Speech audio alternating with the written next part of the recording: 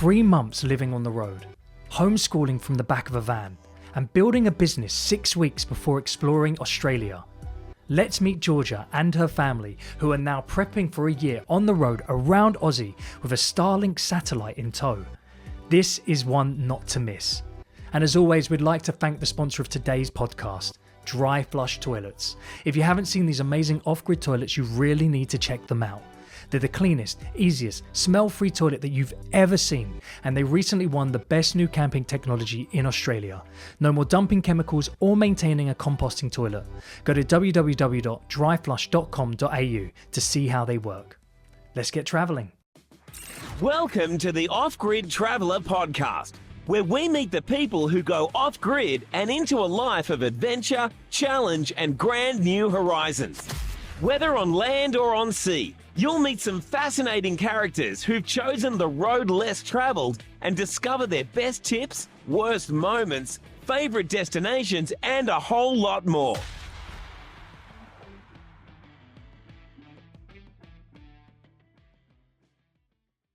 Hey guys, and welcome to the Off-Grid Traveller. Today we're with a really close friend of mine, Georgia Watt, who has been on an adventure for 3 months with her family, and you actually got another adventure coming up soon for a year when you've been in, where are you right now?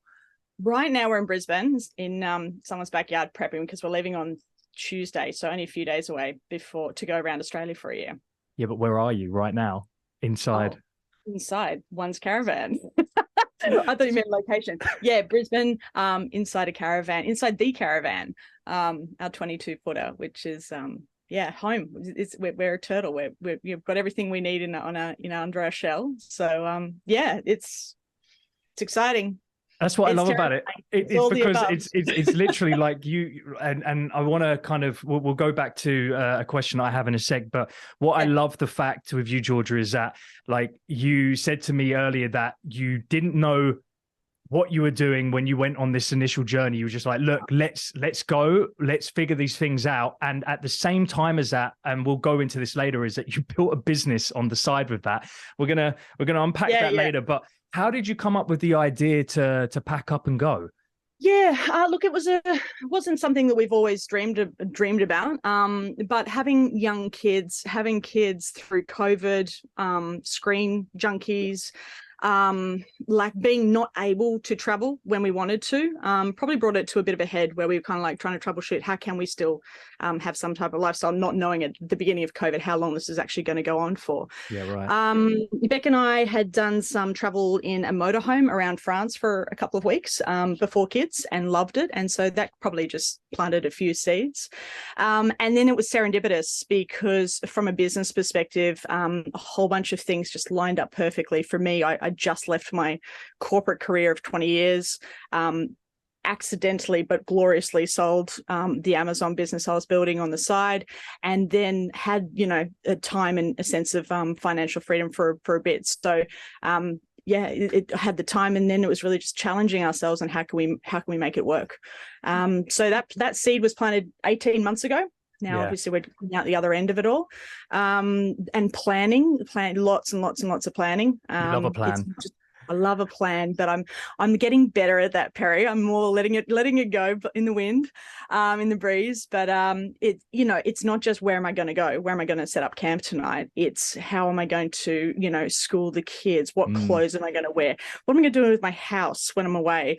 Who's going to look after the garbage if we have guests? Those kind of things that. When you start, you don't appreciate, but when you're in the thick of it, you're like, this isn't just something you pack your backpack in and go. What van am I going to get? All those kind of things. So it's been a really cool project, and it's really exciting to see it come to a tip and see if all of the planning pays off. We've had that test run that you mentioned, the 3 months. So we've got a few scars now already in a good way. We've got some training wheels. I think we're good to take the training wheels off now, though. Which is good. Well, scars are merely medals, so take it as that. And so let's unpack that 3 months. Right? Is you went? Where did you go on that journey? And what was you? Because you've said this to me before, but why did you make it more difficult for yourself as well? Well, when we bought the van the beginning of around March last year, around Christmas, Easter time, sorry, and we picked it up from Mackay, we went up to Ellie Beach, and everything that could possibly go wrong went wrong in the sense, not in a bad way. Like, we could easily find the silver lining on everything because I've had a boating background. I knew my dad bought, when I was young, a new boat, and so he went through this similar process. So I wasn't this huge shock to me that the plumbing's kind of not working as anticipated, or the 12-volt kind of blew. Now we have to sit down and work that all out. So that's the shakedown period. And so thankfully we were still close to the dealer. We got a lot of those kind of things sorted. And then we took it all the way down to Jindabyne for the snow season in June. I think it was June, July. Cool, very cool. And none of us other than Beck had been skiing. So I'd never even seen snow before. So there was all that exciting thing. But then you're like, you wake up in the morning to make yourself a cup of tea, the taps don't work because the hoses are frozen. So really fun things like that. Or we've got to bolt down. We were in a caravan park in the snow, and we had in Jindabyne, and we're looking around us, and every other caravan is like heavy duty strapped down, and we're like, we're just rocking up. We're just here for a few days, in your shorts still, right? Wind. Yeah. The wind there. So it's learning by osmosis and getting out there and having a good time. But those were a couple of little test runs for a couple of weeks. And then we weren't going to do this actually, but through the planning, we were trying to work out an itinerary of how we wanted to do this big lap. Yeah. And what we realized is, everyone kind of goes around the circumference, but I'm going, 42 years of old age, and I've never seen the red center. And for me, I don't want to fly in. I want to experience the drive in and the red dirt and all those. So we decided we couldn't work it out other than doing a figure of 8, how we could do it without backtracking and seeing doubling up.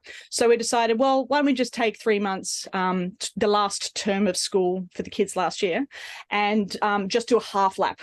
So we left Brisbane, we went up through the back end of Queensland, some really cool places, Longreach, Winton, Mount Isa, real, country, cattle, mining territory. And then we went down through Northern Territory, so through Alice Springs into Uluru, some fun stories around that. And then we went down through Coober Pedy, which is another really interesting place, and then spent a bit of time, of course, in the wine area, Barossa, McLaren. That's why your cheeks are looking red today. Gotcha. Yeah. Starting the morning well. The I'm going to be clean and not drinking didn't work out too well by the time I got to that part of the town. And Adelaide, which is really it packs a punch, that part of the country. I think it's incredibly understated, and we had a great time down in South Australia. And then cut home through New South Wales, and we had to abandon any plans we had because there was some serious flooding and water damage, and the roads were just ripped apart, like literally ripped apart. So we were traveling at sometimes 20-30k an hour, avoiding potholes the size of a car. Not exaggerating. And one time I really wanted to go through Lightning Ridge, so we had to go via Burke, and the water was still 45 centimeters above the road. And they said, you've got a high rig, you would have been able to do it because we've got high van and car. You need a ladder almost to get into both of them. But he said, like, you basically trucks go through, of course, but they needed pilots to get through because only the locals know where the road would stop and finish. Yeah, right. So we're just like, I don't need that complexity in my life. So we just navigated around that. So you went on a longer trip on that, right? So just a few more days. Yeah, we have deadline we had to be back for, so we just keep adapting. And I think that's the coolest thing that's happened for myself and my family, especially the kids, is they've learned to adapt. They've learned, nothing goes perfectly, and roll with the punches. They've learned that everything in Australia is trying to kill you, and so you need to adapt to the situation. Pretty much, Perry. That was a moment that I had, being 4 girls, hitting the road, there was a safety element, and there was the snakes and redbacks and anything else. All the scary stuff out there. And you basically taking the boss stance on that to attack everything on its way, right? Pretty much so. Yeah, look, I know we've only got a short time, but there was an element where I was Googling what weapons could I take with me. And fun fact, in every state, there's different laws. So I just resorted to a big stick. And I did end up, and I would advocate for this, doing like another first aid refresher. Because oh my God, that stuff changes year on year, I swear. Like, you know, when you get a jelly sting, sometimes they say do something, cold water, now it's hot water and stuff like that. So that was cool to do. Just gave us more confidence before we hit the road, because we didn't know how remote things were going to get. And touch wood, thankfully, nothing ever happened. And we were on the side of caution anyway, but we still had an awesome time and still did some really wild stuff. So just to reiterate that, get a big stick and do a first aid kit, set up, do first aid course. You know, if people are going to go on these long-term journeys, it is good just to be up to date with that scratch, because you never know what's going to be out there. And it's not to say that, you know, it's always going to be doom and gloom in potential, but because you're going to go on another trip soon. You're going on this year trip, because obviously, even with all the negatives that happened, gosh, the positives must have outshone them by a long shot. Yeah, absolutely. I definitely, being, you know, my corporate background, I was quite risk adverse. Well, not risk adverse, but I would always be thinking, okay, logical. This goes, I want to have a plan B, plan C, an exit strategy for everything. So I had no mechanical experience. First aid was probably 10 years out of date. Those kind of things. So, and I we watch blogs, we listen to YouTubes and stuff like that. And everyone who says you don't realize how big Australia is and how remote it is. So I had that picture in my mind. You know, I watched, the trailer only. I refused to watch the full movie of Wolf Creek. I got the gist, you know what I mean? So I prepare for the worst case scenario and hope for the best. Yeah. And we were nowhere near the worst. It was, you know, there's a lot of catastrophists out there. I don't know if that's the right word, but yeah, if you listen to the Facebook crew, you're not going to go and visit places, and because you're going to be too scared. And I'm so glad that we did, and we pushed through, and we saw some really cool, and we really met some really interesting people. Of course, that's what it's as cliche as it sounds. You really do meet salt of the earth people who've lived in these places their whole lives and would probably have a heart attack if they've ever visited a city, you know. Well, and that's two awesome things there. One of them is the fact that you have the internet at your fingertips, right? So you at all times you have the ability to go, oh no, that looks a bit of a dodgy place, and you're just checking these places on, you know, real time, being able to say, no, let's make that left turn instead of that right turn, because we could be in coyote country within two minutes, you know.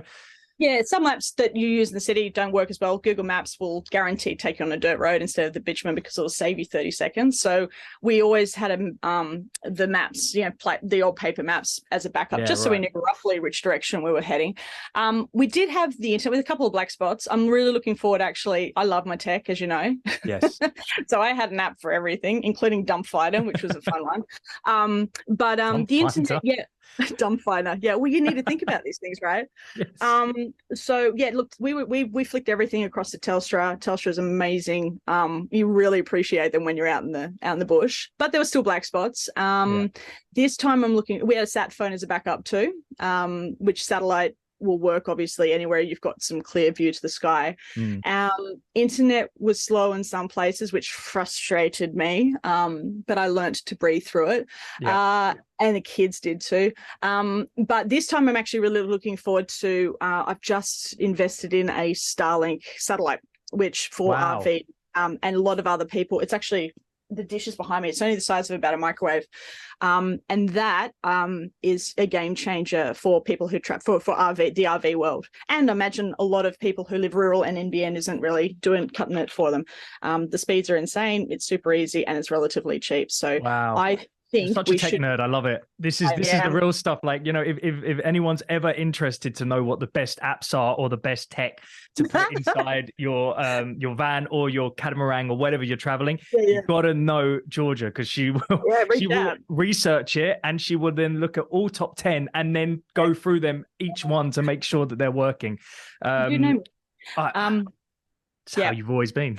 Yeah, it's part of my DNA. But no, it's fun. Look, tech's important, I think, when you're on the road, and crowdsourcing opinions and making your own at the end of the day. So yeah, that's me. I've got apps for everything. Yeah. Wikicamps, basically. Wikicamps is on the road is for me the number one thing, because like you said, you're constantly like Beck is like, she's more the navigator and the researcher, whilst I'm doing a bit of the driving. She'll go and think the next 2-3 days, week ahead or whatever. And so she'll go and say, you know what, there's been a bit of violence in that area, we'll stay away from that caravan park, or the roads are ripped up, you know, ringing the councils ahead and stuff like that. So you are constantly, it's not like you can plan 18 months out, you know, and then hit the road. You need to constantly check in, adapt to the situation. Yeah. So with that, so you said top apps that you would use is Wikicamps. What would you say the other two that you found yourself flying to? Was it Top Dump or something like that? Top Dump. They should rename it to that. It's Dump Finder. Dump Finder. That's a good name anyway. Basically, it's literally for every public toilet or dump area that you need to empty one's caravan cassette into, unless of course you have an alternative. This episode of Off Grid Traveller is proudly sponsored by Dry Flush Toilets Australia, home of the world famous Lavio Dry Flush Toilet. This patented electric toilet has no chemicals, is not a composting system, and can be set up literally anywhere in under 60 seconds. It looks and feels like an at-home toilet to use, but it can be used anywhere with no external power or water, and it still flushes. There's also no cartridge to clean or empty, and it's perfect for camping, caravans, converted vans, boats, tiny homes, or anything off-grid. Go to www.dryflush.com.au and use coupon code OFFGRID to get a 10% discount on your toilet order today.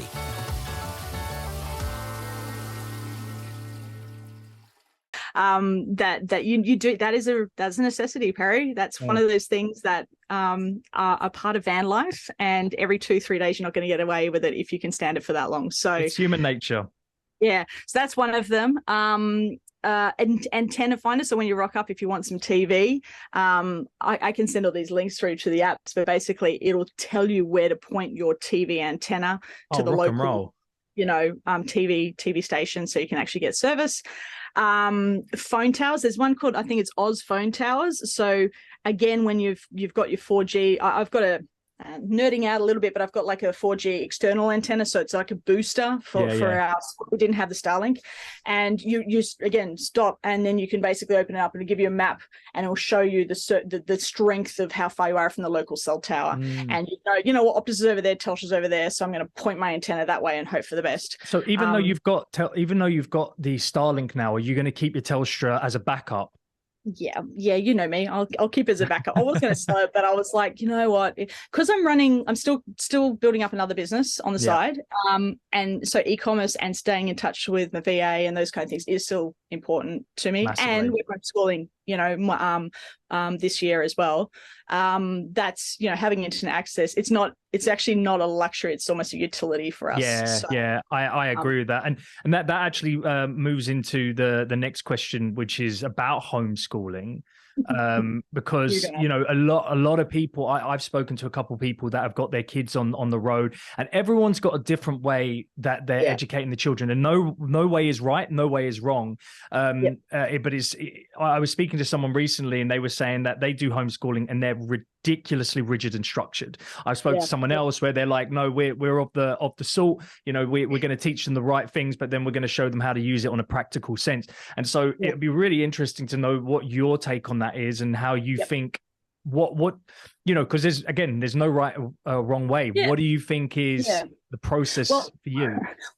I'm very lucky. I said you're going to ask me this one, because I should have almost dragged Beck into here. Beck is actually a primary school teacher for the last 20 years. Awesome. So there you go. I kind of shifted that to her. But what I can say I've observed is that we tested on that 3-month trip, half lab.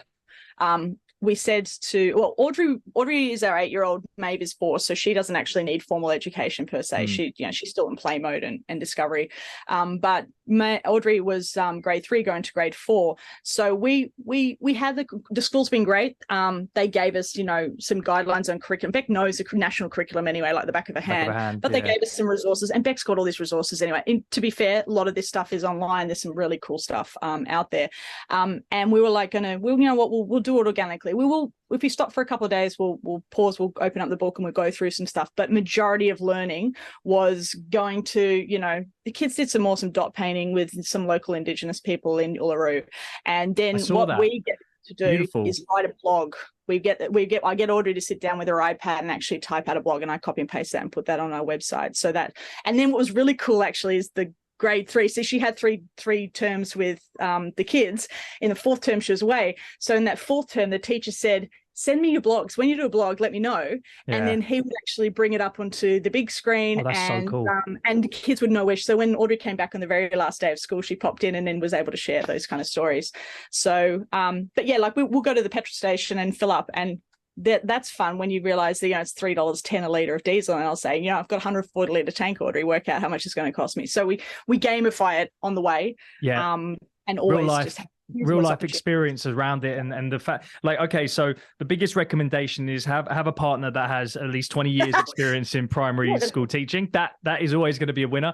If you don't have that, obviously, I'm sure understand what the curriculum is and how you can use that for real world experiences like what you've just mentioned there. Because let's be I love the fact that you're, first of all, the blog, with that you're giving them an understanding of how to share themselves into the world with the experiences that now the other kids are going to see. And then the other one of, hey, look, this is how much it's cost. Here's a bit of maths that you're actually going to use. Practical. Like, and not to say that algebra and anything like that isn't useful. So for some people it will be, but it's understanding where are your kids' skills and interests, and then defining those and making those sharp as possible.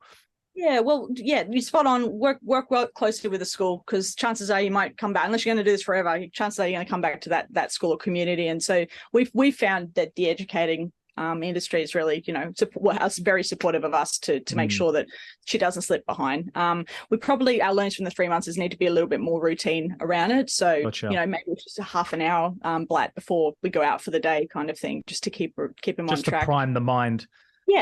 Yeah, to get it a discipline, because it is ultimately a discipline, education. And the blog, is good. You're right. Like she is really keen on, she wants a run a YouTube channel and stuff like that. She's only 8, but that's awesome. Preparing herself to get out there. The blog at the end of the day, and all of our Instas, a bit different from a lot of other people on the road. We find a lot of other people do it to get sponsorship, because that's how they support themselves financially, there's no hard feelings on that. We intentionally didn't want to go down that path, though. We wanted to share it with family and friends, or anybody who around us in our community who actually cares or wants to keep track on where we're going.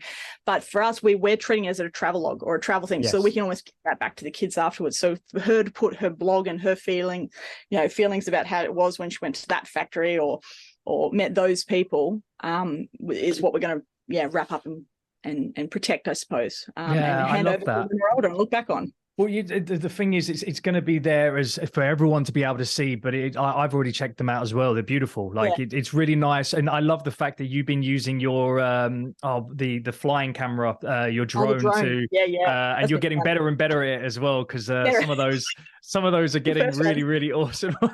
Some of the first ones, I was like, the camera's going get away from the camel, Georgia. Get away from the camel. And then the next ones, you're like, I know how to do this now. And so the next question I have, and it's something again we spoke about very briefly, but I'm sure a lot of people would love to know this, is you set up another business whilst you were traveling, which caused absolute chaos in one way, but has been a huge benefit now.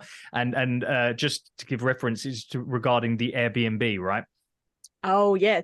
I never thought that was going to be considered a business until, again, you get your hands dirty with setting it all up. But it's like running another e-commerce business, So the stress, the challenge was for us is we only had this brain fart 6 weeks before we actually decided to leave on that 3-month tour. And the brain fart came from a mixture of our cleaner who comes in every couple of weeks and just does the stuff that we doesn't like to do. She was telling us how much she loves cleaning Airbnbs because there's they're blank canvases, and us looking at the fuel price and it just hiking and hiking from when I originally did my budget. And so I was like, yeah. Oh, and home insurance.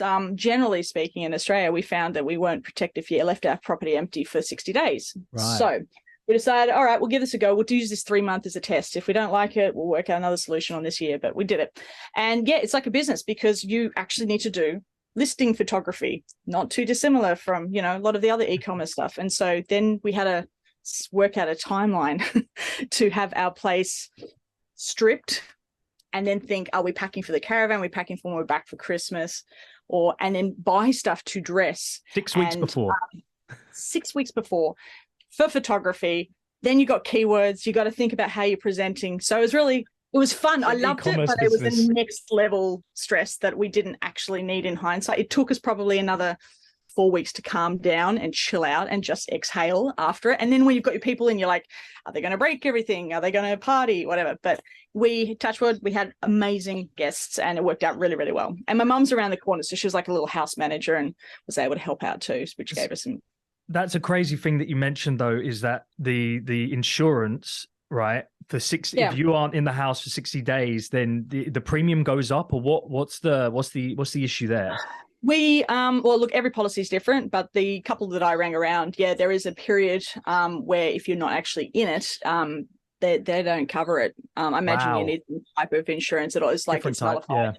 Yeah, no, that's interesting. I was thinking about putting my mum in for for a week every 60 days if we needed to, but we thankfully never had to. But it's just problem solving, Perry. I love that. That's part of my DNA as an ex-engineer, but it's constantly, constant problem solving, and that sense of accomplishment is what keeps driving me and the family to keep pushing forward and trying to break things. But this is something that I want people to really understand if they're thinking, how am I going to make money when I'm on this journey, is that you can do an Airbnb immediately, right? You've not only just given yourself protection of your home, but the hardest thing that you mentioned to me was that when you're first getting these people to come in, you're vetting them to a certain level. You want to make sure that these individuals aren't going to cause problems, but realistically, you're using a system which does a lot of that vetting initially as well to give you that kind of protection. And you could end up having a lot of your costs dealt with that you're on the road, because I'm sure, obviously with all the extra things that you're spending money on because you want to have a great time when you're traveling and enjoying that, but at the same time you're spending less money on the road compared to being at home, right? For us, it wasn't as advantageous as I thought it was. We still probably ate the same amount, obviously. Fuel counteracted some of the services we were able to switch off. So it wasn't as astronomically different, but I tell you what, it's nice to come back on the same keel rather than the other way. I bet every single day you're opening your door and you're seeing a different view, and sometimes the sunset, you get up at 5 a.m. and it's just red, or it might be just blue, depending on if you're up by the sea. Like, these are the reasons why people travel. These are the reasons why I find myself hungry to get out into the world every single other week, because I know that every day that I'm spending behind a computer, and don't get me wrong, I do love doing this sort of stuff as well, it just reminds me of what I'm missing out on. And, those experiences last a lifetime. Like I have gone to points where I've had literally $0 in my pocket, but I'm standing on the front top of a mountain looking over at the sea and going like, this is life right now. It's priceless, those kind of things, right? You may, as you said, have $0 in your bank account, but you can't buy that stuff either. So you can always make more money. You always can. And you're right. There are so many, gosh, if you just sit there and blog or Google, there's so many blogs I was going to say on how to make money on the road. We would go to parks and see people just using their services, like they'd have a sign up at the front of the van saying, want a haircut, or, I love that. Plumber. Yeah. And you talk to people and I know some people who will actually get free van, accommodation or stay at a park because they'll offer the local caravan owners, I'll put a drone up and I'll do a 10-minute video and hand you the file. So it's that troubleshooting. You're just constantly creatively thinking how to work around stuff. And there's heaps of ideas online. But yeah, a lot of people, most people, I suppose my age, around that age, still do work and still bring some type of income in. I've just gone with what I know from an e-commerce perspective, and with internet, we'll travel and still make some coin, which is great. And that's really, really interesting things that, look, you're going to have a proportion of people that can work remote and they're able to work from anywhere as long as they've got a connection. And then you've got a large proportion of people. Look, if you're good at cooking, right, and you just put a little pot out the front, waft a little fan in it so that it starts getting all the people coming around who, oh guys, what are you making? He's like, do you know what? We sell this for $5 a bowl or whatever. You're going to get so many people jumping over because they're sick and tired of all the chips that they've been eating on the road. So haircuts, I'm sure there's always someone who wants a haircut. I'm sure, it's one of those things. And look, I'm sure even you could even go deeper and say, look, I am willing to, clean out your toilet for you and send it over the dumping. That is a niche. That is a niche in itself. I promise you, people would pay for that.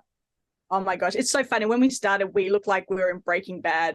We had the long gloves that went up to here. We had the eyewear, and now we're just like, you get over it. But you're right. You were constantly on the road, surrounded by people who are either, tinkerers, inventors in some way, because everyone loves to set up their own way. Or mini entrepreneurs, small business owners, and that's what's really cool. I just love that lights me up to talk to other people and see what they're passionate about and how they solve problems. So, yeah, it's good people out there.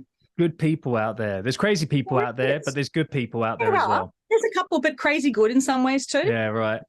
Good, but everyone's got a story, and we all know this, but I'm guilty of becoming a bit complacent as well around that side of things. So that was probably my biggest learnings the last 3 months is don't get complacent and don't be afraid to. I'm a bit of an introvert normally, but I'd walk across. And now I make the effort to say g'day to a couple of neighbours and chew the fat for a bit and slow down.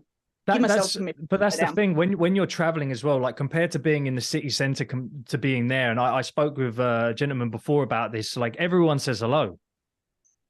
Everyone. The likeliness is that, if you don't say hello, you're the weird one and they think that you're in a mood, which is not what you want. It's just you might find that you're a little bit, I don't know if I should say hello, because if I said that in the city, they'd probably spit on my shoes. In some cities, yeah, absolutely. Do you know, it's I've sussed out, and I actually did put a little blog together on this when I was dabbling with trying to do blogs. Anyway, but I've sussed out van life. I've got it. I've sat and observed for a while now caravan parks, right? And what they do is you wake up in the morning. And I'm going to stereotype here, but I'll say, the older guy, the 60-year-old guy kind of walks around his van first thing in the morning with a cup of tea and sits there and he scratches his head and he looks and he gets underneath and he looks and goes, why did my caravan manufacturer do the plumbing that way? So then he goes, I got it. And he goes across to Bunnings. He finds a local Bunnings. And every Bunnings is different in Australia, by the way. That hurts. I know 63s with electrical and you get there and it's not. So anyway, he goes to Bunnings. So that saves him, that blows another 15 minutes when he tries to work out where the plumbing section is in Bunnings.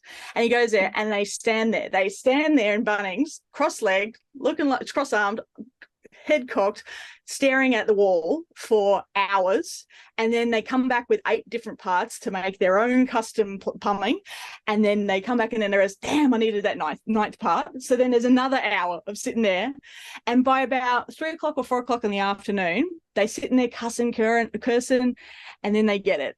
And then they stand back and they stare at it for half an hour. They go, oh, I'm awesome. Then they crack the beer at 4 o'clock. Happy hours are getting earlier and earlier and earlier. Sweet daylight saving. Yeah. And then they all come together to admire each other's work for the day. And then sometimes some people like to argue about physics. This is what I found firsthand experience. I might be one of these 60-year-old men trapped in a 42-year-old woman's body.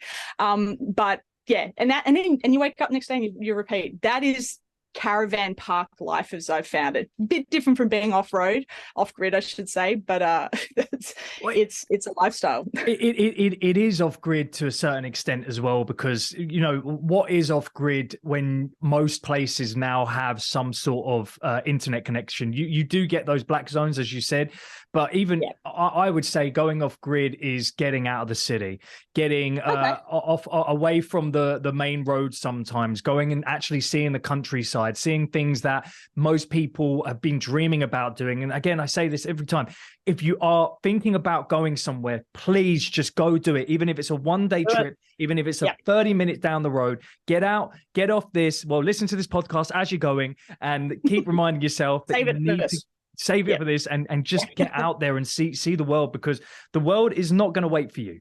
It's never going to wait for you, but it will welcome you with open arms. Spot on. You couldn't have put it more eloquently. I've got that more traditional, I suppose, technical. Off grid for me means you're running off your batteries. You know, you're loving the sun because that's giving you the juice. You're drying your clothes in it. Off grid means to me rationing water and not being that consumer that I am guilty of in the city. It's actually being resourceful and mindful of my resources and absolutely. And telling the kids, don't leave the light on because that's going to, light's probably a bad example, but you know what I mean? You're thinking about what you have. You're consciously living, consuming consciously. And, you get some fantastic, we have done off grid out of the van park. Van parks are great for kids because there's always other kids, there's the water slides and that kind of stuff, but we have actually, and we're going to do this more, especially doing the beach run around the coast. I love that. We do wake up and you're the only person for 10 kilometers or more, and you got kangaroos right there and stuff like that. So that for me is off gridding, but you're right, everyone's got a different definition of it. It's just a case of getting out there. And I think I watched Chris's thing, and she'd put a beauty. Rustic is different from everybody, or something like that. She said, and glamping, camping, it doesn't matter as long as you're outside of your bricks and mortar home and looking at the stars at some point, right? Put your feet through the grass once in a while. You'll realize how good it actually feels. And I've got socks on at the moment because it's freaking cold over this way. Thank you so much for coming on here. You're awesome. And I'm looking forward to hearing your adventures 6 months from now, because we're going to get you back on here when you're actually on the road going through. Thanks so much. And thanks everyone for joining in. It's been awesome. Have an awesome day. Cheers. If you or someone you know would be an interesting guest on the show, we'd love to hear from you.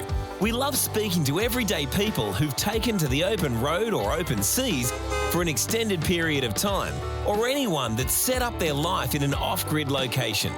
Please email guest@offgridtraveller.com.au to get in touch. That's 2 L's in Traveller. If you like that video, you'll probably like this one, and you'll really love this one. And as always, we want to thank you for joining us. And if you want to like and subscribe, it really helps the channel grow. And it means that we can talk about more travel, get more tips, and everything off grid. Cheers.